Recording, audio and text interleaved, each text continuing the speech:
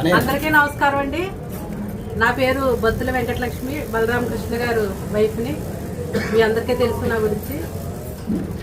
ఇది నిన్న జక్కంపూడి రాజా గారు అయితే మాజీ శాసనసభ్యులు నిన్న ప్రెస్ మీట్ పెట్టి నా ఎంపీటీసీ గురించి అయితే మాట్లాడడం జరిగింది. జక్కంపూడి రాజా గారు, నేను ఎంపీటీసీకి రాజీనామా చేసిన తర్వాతే పవన్ కళ్యాణ్ గారితో నేనైతే కండువా వేయించుకోవడం జరిగింది. కానీ నా ఎంపీటీసీ పదవిని మీరు ఆమోదం చేయకుండా ఎంతసేపు మా గురించి మాట్లాడడానికి ఏమీ లేక ఆ ఎంపీటీసీ గురించి మాట్లాడడానికి మీకు అవకాశం దొరుకుతుంది కాబట్టి అది మీకు ఆమోదించకుండా ఆఫీసర్లే భయభ్రాంతులు చేసి నా రాజీనామాన్ని అయితే మీరైతే అంగీకరించకుండా అలా దాచిపెట్టించారు. మా ఎన్డీఏ ప్రభుత్వం వచ్చిన తర్వాత నేనైతే నా ఎంపీటీసీ పదవిని నేనైతే రాజీనామా ఆమోదించుకున్నాను. మీరు అడవిలో ఉండడం వల్ల నా రాజీనామా పత్రాన్ని మీరు తెలుసుకోలేకపోయారు. నేను రాజీనామా చేసిన విషయం మీరు తెలుసుకోలేకపోయారు. ఒకసారి నియోజకవర్గంలోకి వచ్చి ప్రజల్లో తిరిగితే నా రాజీనామా అనేది నేను చేసేనన్న విషయం మీకు అర్థమవుతుంది. ఇది క్లియర్గా చదువుకోండి. ఎందుకంటే మీరు శంకర్దాద ఎంబీబీఎస్, మీరు పూర్తిగా చదవచ్చో రాదో నాకు తెలియదు. ఇది క్లియర్గా అయితే చదువుకుని నా రాజీనామాను మీరైతే చూస్తారనేసి నేను మిమ్మల్ని కోరుతున్నాను.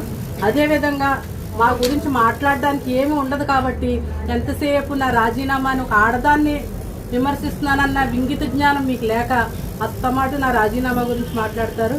మేము చేసే అభివృద్ధి కార్యక్రమాలు మీరు ఒకసారి చూడండి.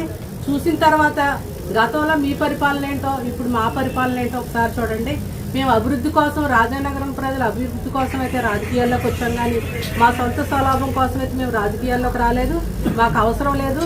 మీకు ఇంతకుముందే నేను ప్రెస్ మీట్లో చెప్పాను. ఒకసారి ఒక రాజానగరాన్ని అయితే మేము మీటింగ్ పెట్టినప్పుడే చెప్పాం, మాకు ఎటువంటి చరిత్ర, రాజకీయ చరిత్ర లేదు.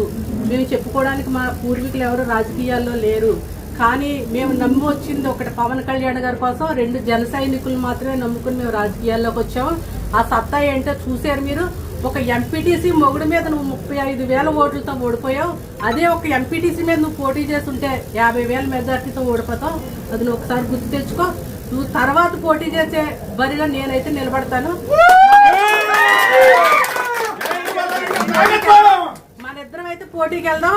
నువ్వు ఒక ఎంపీటీసీ మొగుడు చేతిలోనే ఓడిపోయావు. నువ్వు ఎంపీటీసీ మీద పోటీ చేస్తే ఎంత దారుణంగా ఓడిపోతావు అనేది ఒకసారి గుర్తించుకో.